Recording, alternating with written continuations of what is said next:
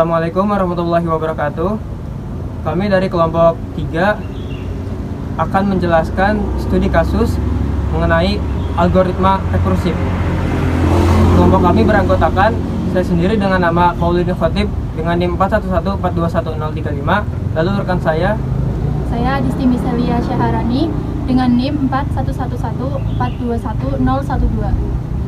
Saya Desika Nurul Afifah dengan NIM 411421034. Saya Alina Zelia Rizka dengan NIM 411421023. Dan saya Setio Syahdu Maulana dengan NIM 411421045. Bilangan Fibonacci itu pada umumnya didefinisikan jika n-nya 0, maka bilangan Fibonacci-nya 0, jika n-nya 1, maka bilangan Fibonacci-nya 1, dan jika n-nya selain 0 dan 1, maka bilangan Fibonacci-nya Fibonacci n-1 ditambah Fibonacci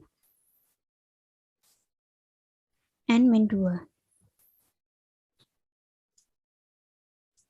Jadi jika kita misalkan mencari Fibonacci 4 sama dengan Fibonacci 3 ditambah Fibonacci 2, selanjutnya Fibonacci 3 itu Fibonacci 2 ditambah Fibonacci 1, kemudian Fibonacci 2 itu Fibonacci 1 ditambah Fibonacci 0, kemudian Fibonacci 2 itu Fibonacci 1 ditambah Fibonacci 0, lalu lanjutnya tambah Fibonacci 1 tambah Fibonacci 1 tambah Fibonacci 0. Jadinya 1 tambah 0 tambah 1 tambah 1 tambah 0. Jadinya Fibonacci 4 itu 3. Kemudian kita buat programnya di Vlogorithm. Pertama kita tambahkan dulu fungsinya, fungsi Fibonacci dengan parameternya integer n. Selanjutnya kita deklarasikan integer hasil Fibo. Hasil Fibo ini adalah hasil dari Fibonacci. Kemudian kita tambahkan statement if. Jika n sama dengan 0, maka hasil Fibo-nya 0. Jika salah, maka kita tambahkan lagi parameter if. Kita tambahkan statement if lagi. Jika n sama dengan 1, maka hasil Fibo sama dengan 1. Jika n bukan 0, bukan juga 1, maka hasil Fibo sama dengan Fibonacci n-1 tambah Fibonacci n-2. Kemudian untuk fungsi utamanya, fungsi main-nya, kita deklarasikan integer n dan juga hasil. Kemudian output-nya masukkan batas jumlah deret Fibonacci. Kita masukkan n sebagai batasnya. Kemudian selanjutnya hasil adalah Fibonacci n. Selanjutnya output adalah bilangan Fibonacci dan hasilnya. Kita run.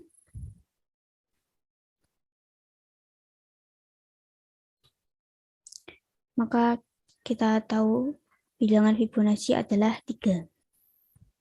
Selanjutnya untuk kode bloknya.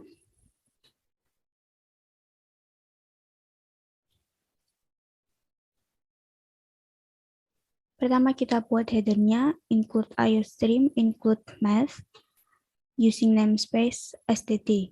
Kemudian untuk fungsi Fibonacci-nya, integer Fibonacci, integer a. Kemudian kita tambahkan fungsi if, a sama dengan 0, maka kita return 0. Else, if a sama dengan 1, maka return 1. Else, maka return Fibonacci a dikurangi 1 tambah Fibonacci a dikurangi 2. Kemudian untuk integer main-nya, untuk fungsi main, kita deklarasikan integernya b dan a sama dengan 0. Kemudian cout, masukkan batas deret bilangan Fibonacci. Kemudian inputkan b. Kemudian cout deret Fibonacci adalah di kode blok ini saya akan menampilkan deret Fibonacci dari integer 1 sampai integer b. Jadi kita tambahkan fungsi for, looping for, dari integer i sama dengan 1 sampai i kurang dari sama dengan b. Kemudian kita cout output Fibonacci A++, yaitu increasing, kemudian return 0. Kita jalankan.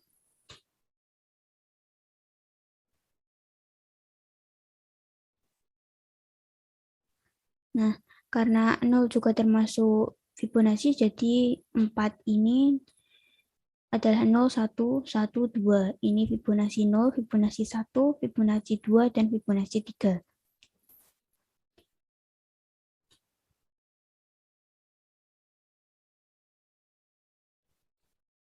Baik, selanjutnya ada kasus menghitung FEB atau faktor pertumbuhan terbesar dari dua bilangan. Dari algoritma, pertama-tama kita buat fungsi, kita namai fungsi tersebut dengan fungsi FEB dengan parameter integer A dan integer B, yang berarti dua bilangan A dan B. Fungsi kembaliannya kita ambil integer juga, bilangan bulat, dan return variabelnya kita isi hasil FEB. Kemudian kita deklarasikan hasil FEB dengan tipe datanya integer. Setelah itu kita masukkan kondisi if B sama dengan 0, maka hasil FEB sama dengan A. Kita assign hasil FEB sama dengan A. Maka jika B sama dengan 0, maka hasil FEB sama dengan A. Namun apabila B tidak sama dengan 0, kita assign hasil FEB sama dengan FEB B, A mod B.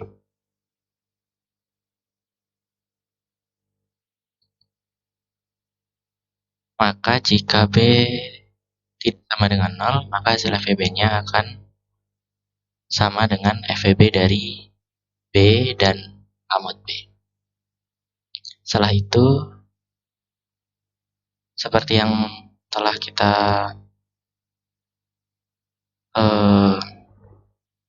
tentukan di awal, kita telah menentukan tipe fungsi kembaliannya yaitu integer dan return variabelnya hasil FEB. Maka hal tersebut akan terdapat pada garis terakhir dari diagram logaritma ini. Kemudian setelah itu pada fungsi utamanya kita deklarasikan A, B, dan hasil FEB dengan tipe datanya integer. Lalu kita output program menghitung FEB dari dua bilangan agar tertampak tulisan program menghitung FEB dari dua bilangan. Selanjutnya kita ketik output, masukkan nilai bilangan pertama sama dengan. Setelahnya kita input A karena A adalah nilai bilangan pertama yang dimaksud. Selanjutnya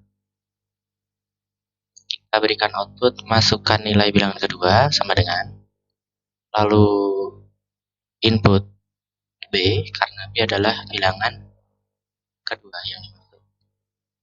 Hasil FEB sama dengan FEB A dan B.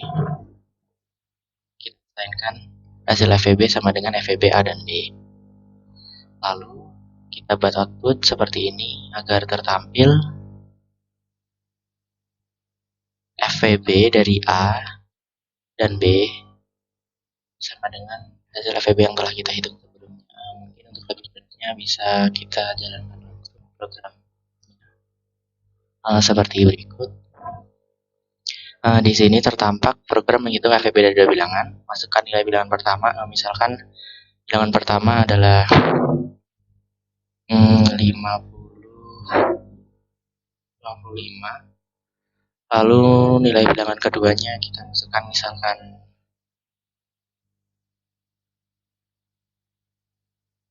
11. Maka dapat kita ketahui FEB dari 55 dan 11 adalah 11. Kita coba kembali dengan bilangan yang lain. Misalkan nilai bilangan pertamanya 6, lalu nilai bilangan keduanya 0, maka dapat kita ketahui bahwa FEB dari 6 dan 0 adalah 6. Mari kita coba kembali sekali lagi. Masukkan nilai bilangan pertama, misalkan bilangan ratusan 168.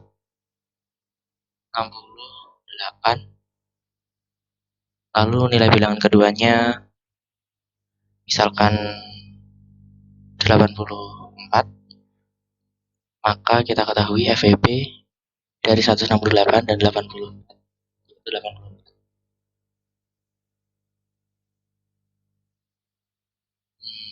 Mungkin FEB dari kedua bilangan yang sama, misalkan bilangan pertamanya 7, bilangan kedua juga 7, maka FEB dari 7 dan 7 pasti hasilnya 7.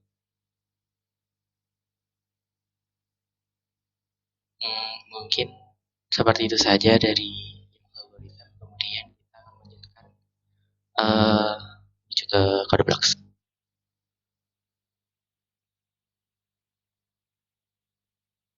Selanjutnya dari kode blocksnya sendiri, untuk source kodenya, pertama kita ketikkan header include iostream untuk dapat memasukkan perintah cout dan cin. Lalu kita ketikkan using namespace std. Lalu kita ketikkan integer feb. Di dalam kurungnya kita ketikkan inta, lalu juga intb. Setelah itu kita ketikkan fungsi utamanya int main, yaitu di dalamnya di dalam bagian utamanya ada deklarasi int a, b, dan hasil feb. Lalu kita coutkan program menghitung feb dari dua bilangan. Lalu inline kita coutkan, lalu selanjutnya kita coutkan masukkan nilai bilangan pertama. Lalu kita cin, lalu selanjutnya cout masukkan nilai bilangan kedua, lalu cin b. Kemudian kita assign hasil feb sama dengan feb a dan b. Lalu selanjutnya kita coutkan seperti ini, feb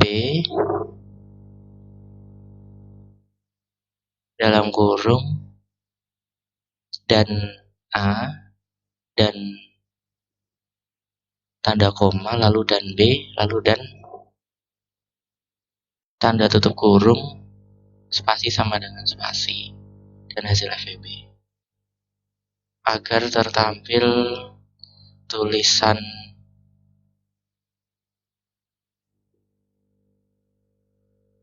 feb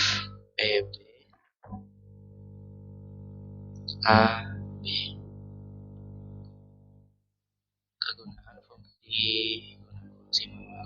Kegunaan perintah cout yang telah diketikkan ini adalah untuk agar dalam layar tertampil tulisan feb dari a dan b seperti yang tertampil pada layar berikut. Setelah itu kita return 0. Lalu selanjutnya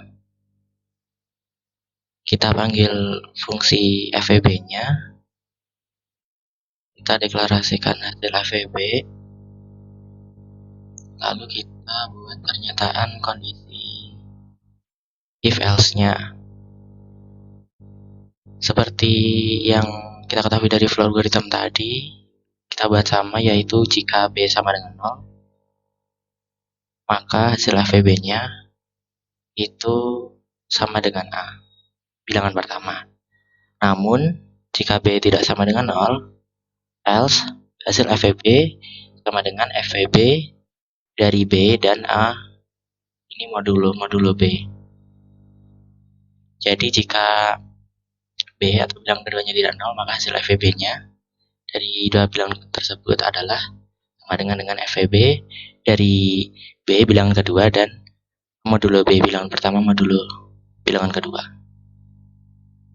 Setelah itu kita returnkan kembali ke hasil feb. Kita returnkan ke hasil feb, yaitu yang telah kita hitung. Mungkin kita coba jalankan.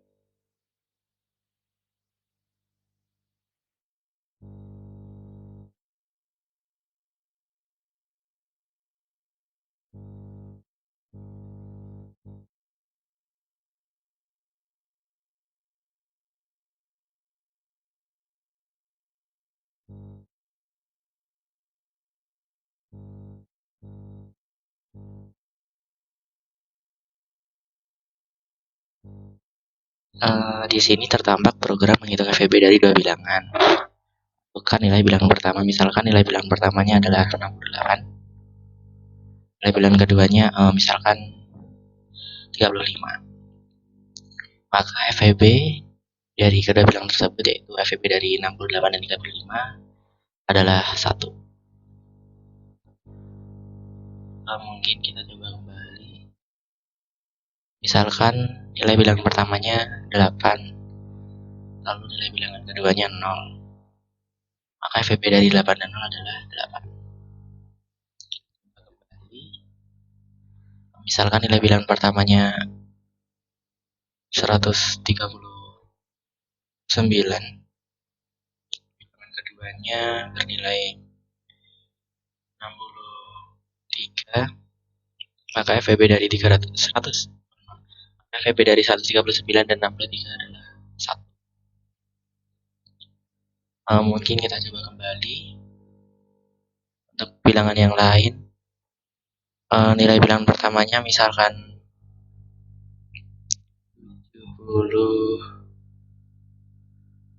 tidak jadi, 90. Lalu nilai bilangan keduanya adalah 30, maka kita dapatkan FEB dari 90 dan 30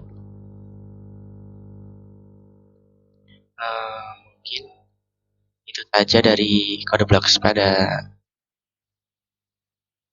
kesempatan ini.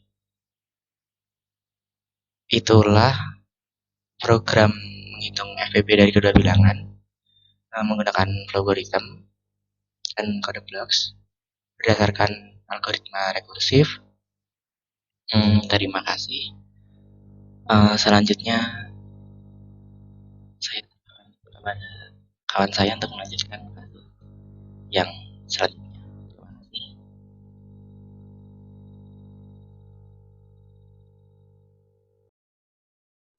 Selanjutnya untuk algoritma rekursif itu ada program menghitung pangkat rekursif. Saya akan menjelaskan tentang program menghitung pangkat rekursif menggunakan logarithm dan kode blocks. Nah, yang sekarang itu menggunakan logarithm. Jadi kita sebelum membuat fungsi mainnya, kita membuat fungsi pangkat rekursifnya. Jadi kita membuat fungsi pangkat rekursifnya menggunakan parameter x dan y dan membuat return variable-nya ditulis hasil. Setelah itu menggunakan if y kurang dari sama dengan 0 untuk true-nya hasil sama dengan 1, untuk false-nya hasil sama dengan x dikali pangkat rekursif x, y kurang 1. Lalu kita ke fungsi mainnya. Karena kalau kita nggak pakai fungsi pangkat rekursifnya, fungsi mainnya tidak bisa di-run ya teman-teman. Untuk membuat fungsi mainnya, yang pertama deklarasikan variabel integer x, y, dan hasil. Lalu buat perintah output program menghitung pangkat rekursif. Perintah lagi outputnya masukkan angka yang ingin dipangkatkan. Lalu input x, lalu output masukkan pangkat bilangan, lalu input y. Lalu masukkan rumus hasil sama dengan pangkat rekursif x, y. Lalu kita masukkan outputnya, hasilnya adalah, lalu kita bisa merunnya. Masukkan angka yang ingin dipangkatkan, misalkan 4, dipangkatkan dengan 5. Hasilnya 1024. Benar ya teman-teman. Terus, untuk fungsi pangkat rekursifnya kita run juga. Angka yang ingin dipangkatkan 3, dipangkatkan dengan 0. Hasilnya 1. Selanjutnya, program menghitung pangkat rekursif menggunakan kode blocks dengan bahasa C++. Saya pertama menggunakan header include iStream, menggunakan using namespace std. Lalu buat integer pangkat rekursif, integer x dan integer y. Menggunakan fungsi if ya. menggunakan fungsi if y kurang dari sama dengan 0, return 1. Else, return x kali pangkat rekursif x, y kurang 1. Lalu kita isi integer mainnya, integer x, y. Cout buat perintah program menghitung pangkat. Cout, masukkan bilangan yang akan dipangkatkan. Lalu menghasilkan x, sin x. Cout, masukkan pangkat bilangan, sin y. Cout, hasil. Lalu kita run. Masukkan bilangan yang akan dipangkatkan 3. Hasilnya 9. Benar ya? Kasus selanjutnya yaitu persoalan menghitung nilai faktorial dengan rekursif menggunakan flowchart.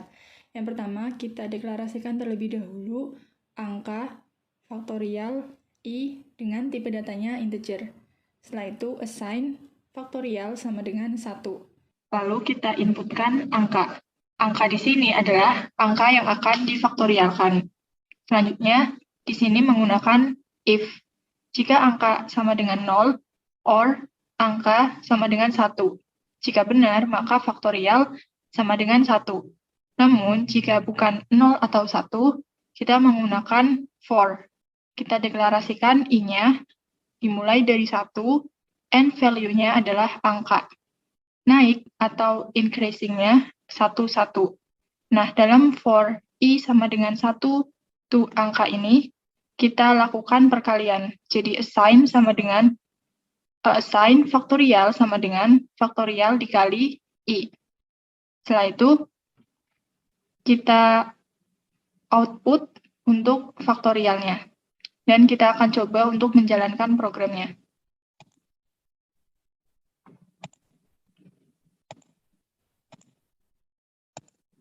Nah, di sini sudah terlihat, misalkan kita masukkan angkanya 2, nilai faktorialnya adalah 2. Misalkan lagi kita masukkan angkanya 3, nilai faktorialnya adalah 6. Kalau kita masukkan angkanya 4, nilai faktorialnya adalah 24.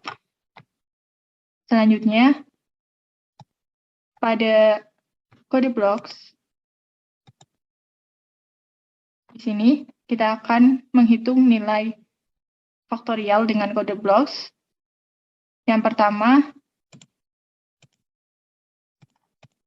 untuk header-nya di sini menggunakan IOStream. IOStream ini merupakan standar input-output operasi yang digunakan oleh bahasa pemrograman C++. Kemudian, using namespace std. Karena jenis program yang dibuat adalah program sekuensial, maka perlu inisialisasi fungsi rekursifnya di awal sebelum fungsi utama atau fungsi main-nya ini. Jadi di sini kita buat fungsi rekursifnya dengan nama faktorial dan kita isikan parameternya. Lalu kita buat variabel i dan hasil dengan tipe datanya integer. Lalu cout untuk judulnya menghitung nilai faktorial rekursif n-line. Cout n-line. Lalu cout masukkan nilai cin i. Setelah itu untuk hasil sama dengan faktorial dikali i. Cout faktorial i, ini untuk faktorialnya, dan ini untuk menampilkan hasilnya. Masih sama, ini adalah fungsi rekursifnya, faktorial dengan parameternya, integer n.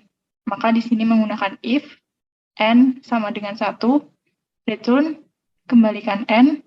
Jika bukan, maka di sini else, lalu return, n dikalikan dengan fungsi itu sendiri, yaitu faktorial n-1. Selanjutnya kita akan coba untuk menjalankan programnya.